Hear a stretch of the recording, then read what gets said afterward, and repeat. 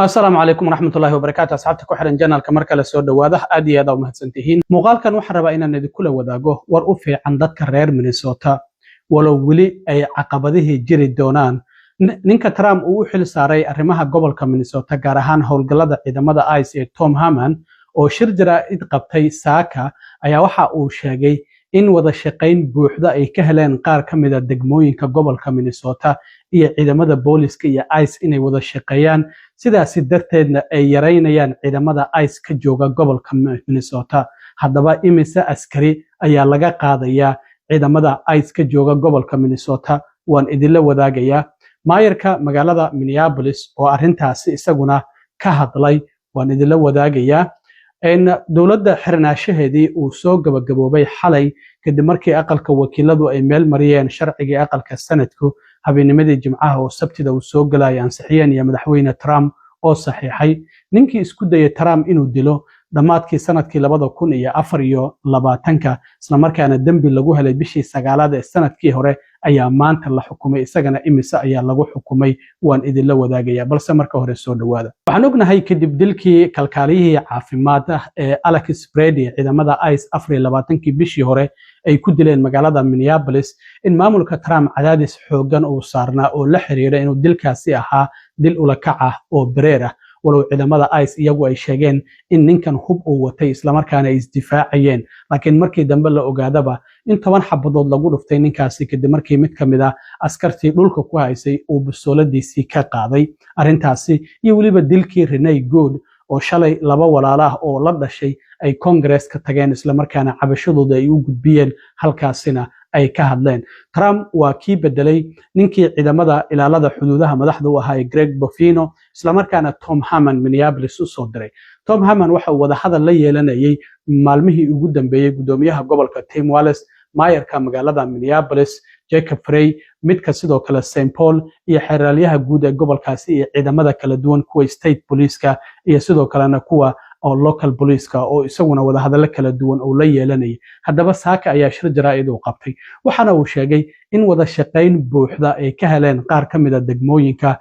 gobolka Minnesota isla markaana hadda loo ballan qaaday in dambiilayaasha ay ciidamada boolisku ay qaban doonaan oo loo baahnayn in ciidamada ICE intay baxaan iyagoo 8 ilaa 10 isku socda inay howlgallo gudaha magaalada Minneapolis ay ka sameeyaan marka arintan waxa uu sheegay in uu suura gelinayso in ciidamadii faraha badnaa ee magaalooyinka St. Paul iyo Minneapolis ee ICE lagu arki jiray aysan jiri doonin wada shaqaynta booliska iyo ICE-na ay jiri doonto marka waxa uu yiri si aan amniga dadweynaha uga shaqeyno magaalooyinka Minneapolis iyo St. Paul waxaan u baahanahay wada shaqayntaasi waxaana uu sheegay in kulamada uu la leeyahay mas'uuliyiinta gobolka iyo kuwa degmooyinka iyo ciidamada booliskaba aysan wali dhamaanin laakiin waxa uu sheegay wada shaqayn aan horey loo arkin in hadda ay ka heleen qaar ka mid ah degmooyinka gobolka Minnesota waxaana uu xaqiijiyay sidoo kale arintaasi in ay yareynayso howlgalladii faraha badnaa oo ciidamada ICE ay sameyn jireen gobolka Minnesota waxaan ognahay waxa uu ka mid yahay gobolada Sanctuary State-ka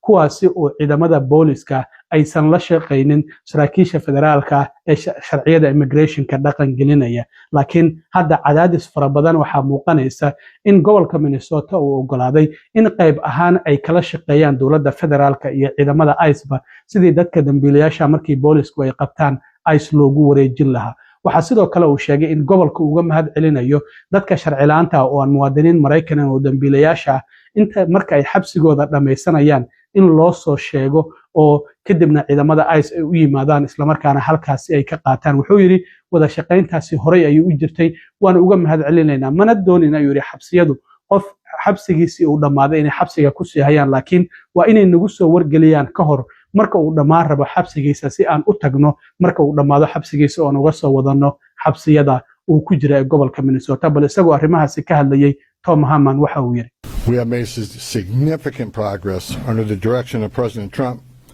working with state and local officials here in Minnesota and I expect that to increase in the coming weeks. We continue to have discussions. We currently have an unprecedented number of counties communicating with us now and allowing ICE to take custody of illegal aliens before they hit the streets. This is efficient, requires only 1 or 2 officers to assume custody of a criminal alien target rather than 8 or 10 officers going into the community and arresting that public safety threat. This frees up more officers to arrest and remove criminal aliens. More officers taking custody of criminal aliens directly from the jails means less officers on the street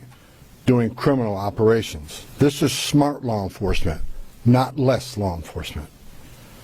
It's safer for the community, safer for the officers, and safer for the alien. This coordination also makes it far more safe for the Twin Cities. Arresting a public safety threat in the safety and security of a jail is the safest thing we could do. The state prisons already cooperate with ICE on this coordinated transfer of custody, and we thank them for that partnership, and we plan to do more with them. I also want to reiterate and emphasize we are not requiring jails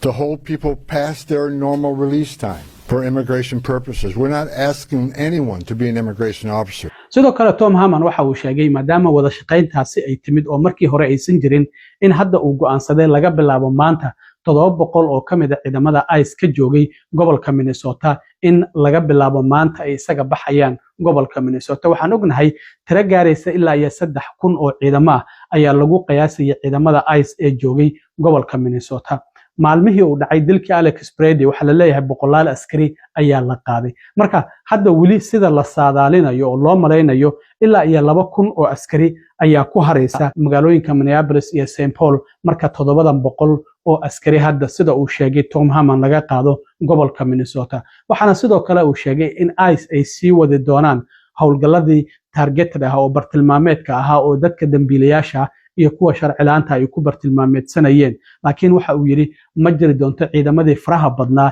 ee magaalooyinka lagu dhaxarki jiray. waxaana uu sheegay in hadda ciidamada xuduudaha iyo kuwa ICE ba hal hoggaan ah ay yeelan doonaan halka markii hore laba hoggaan ay kala lahaayeen. waxaana uu sheegay wali ma aanan hilmaamin oo sharciyadeennii kale ee immigrationka iyagana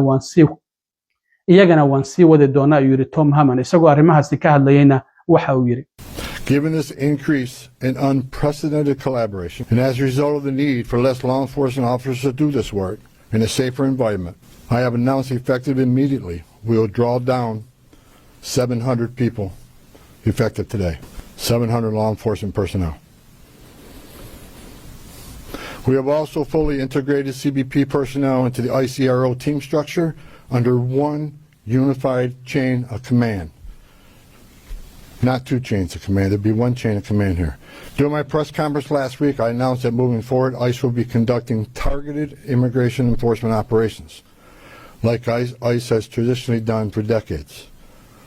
based on reasonable suspicion to question and detain.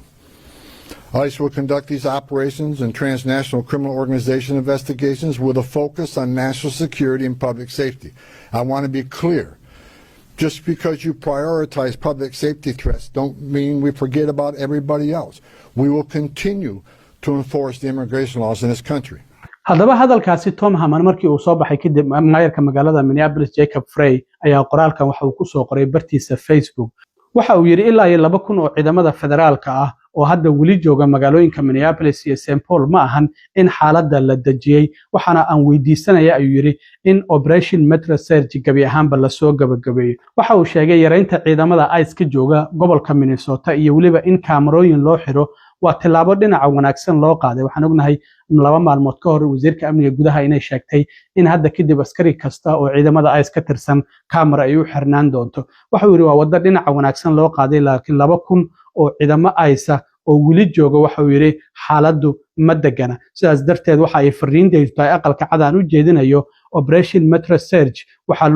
uu noqday yiri mid masiibo ah. waxa uu noqday dadka deegaanka iyo waliba ganacsiyada waxaana loo baahan yahay in si degdeg ah lagu soo gabagabeeyo. sidaas ayuu yiri maayarka magaalada Minneapolis Jacob Frey oo ka hadlayay Tom Haman hadalkiisa iyo yareynta ciidamada ICE ka jooga gobolka Minnesota. intaasi haddii aan ka gudbo arrimaha gobolka Minnesota waxaan ognahay muddo ku dhawaad 3 maalmood in dawladda qaar ka mid ah wasaaradaheedu ay xirnaayeen kadib markii aqalka sanadku habeennimadii Jimcaha oo Sabtida uu soo galayay ay meel mariyeen sharcigii inta badanna dawladda miisaaniyadeeda la meel mariyay ilaa iyo dhamaadka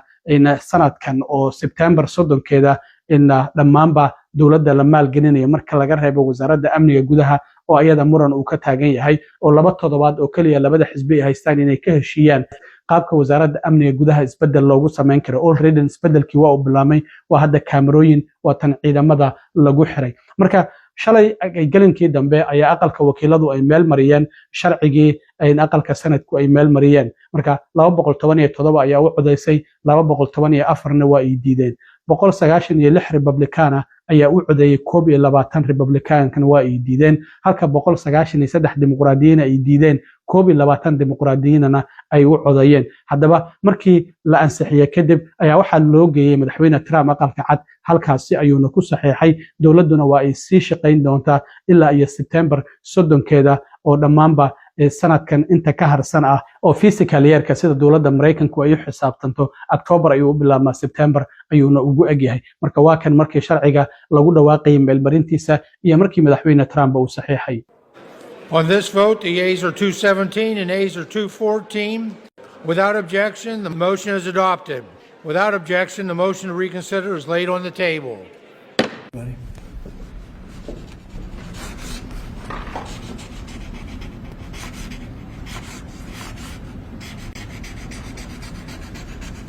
So I probably won't hold this up. And I think holding up one little page doesn't do it justice. In there, it's a lot of stuff, but it's signed. Thank you. dhinaca kale ninkii Ryan Ruth oo Trump isku dayay inuu ku dilo xarunta golofka uu ku ciyaaro ee Palm Beach Florida qasriga uu ku leeyahay ayaa maanta la xukumay ninkan waxaan ognahay bishii September 23keedii in lagu helay isku day dil marka xukunkiisu maanta waxa uu noqday xabsi daa'in iyo waliba askari federaal ah oo isaguna weerar u geystay oo 18 bilood loo raaciyay marka arrintan Trump waa uu soo dhaweeyay waxaana ninkan hadda uu noqon doona xabsigiisu xabsi daa'in iyadoo lagu xukumay kadib markii lagu helay isku day dil isagoo qori wata muddana doonayay ba halkaas ku dhuumanayay oo doonayay Trump oo halkaas golf ku ciyaarayay xilligii ololaha doorashada uu ku jiray bishii September 15keedii sanadkii 2024 ayaa ninkaasi uu isku dayay inuu Trump dilo bishii September hadda sanadkii hore ayaana dambigiisa lagu helay maantana xabsi daa'in ayaa lagu xukumay. Hadii aad u mahadsantiin asxaabta intaan markale kulmi doono nabadgelyo.